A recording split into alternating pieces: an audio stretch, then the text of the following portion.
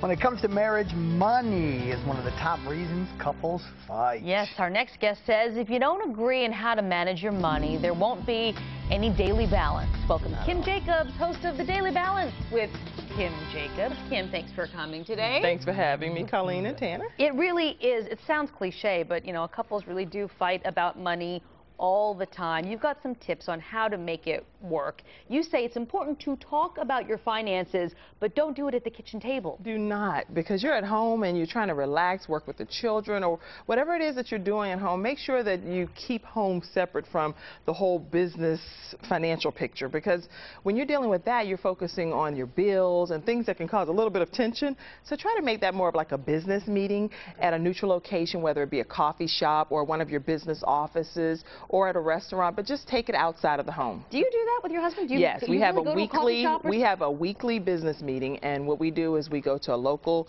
just anywhere. It can be just a quick coffee shop. We sit down, we pull everything out, and we talk through it. And then we get very upset sometimes. My wife was actually having one of those. It was at the mall.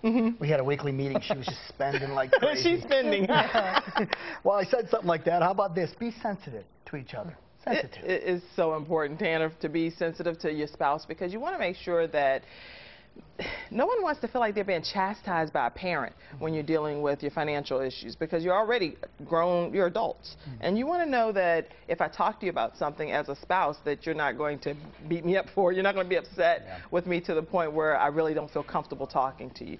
So just be very sensitive, especially if it's a male. I talk a lot to ladies. If you're dealing with I'll give you an example. For example, if you have a husband and he's not bringing in the finances at the level that you desire for him to, the last thing he wants to feel like is beat up for that, because he already is having a struggle with what he's dealing with. It's emasculating. Yes, you have to be careful about Try that. to diffuse the situation. Not chastising. I think that's very, very important. That's a good point.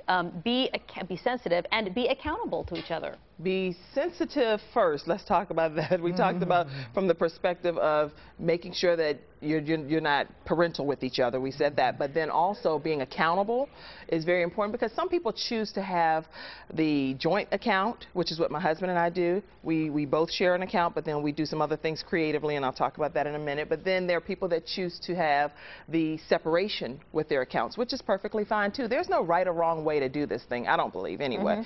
But I will tell you, whatever you decide to do, you should definitely be open and honest about what's in that account. There should be no hidden agendas whatsoever when it comes to your communication about what's in that account. Pull the statements out, baby. Let's review things, and let's keep it on the up and up. And you say don't let bills dictate your life. What do you mean by this? Because bills are important, we know that. But if all that you're living for, I'm only talking from a balanced perspective, because you want love, hugs, and kisses in some aspect of your relationship. We do.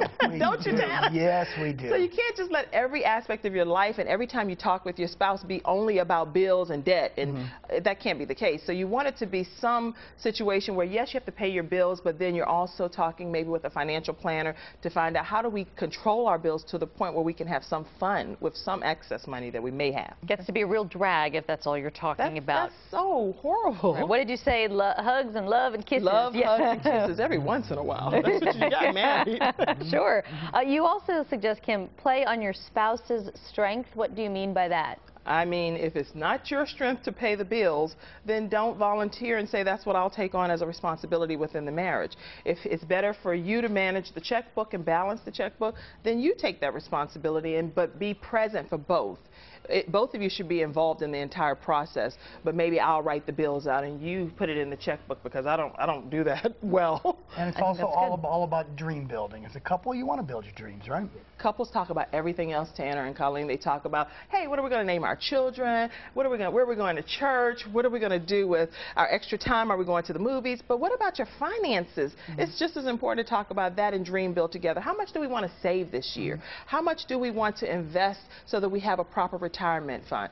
Those are things that's equally important, and you should do those together just like you do everything else. Good advice, Kim. And remember, Kim says keep it on the up and up, ladies, so that means no hiding the stuff that you bought at the mall. Don't hide it in the trunk of your car until enough time has passed. Don't do that. You can watch Kim on WTVI Saturday mornings at 10 o'clock. Kim, great advice. Thank you so much. Thank you. Appreciate it.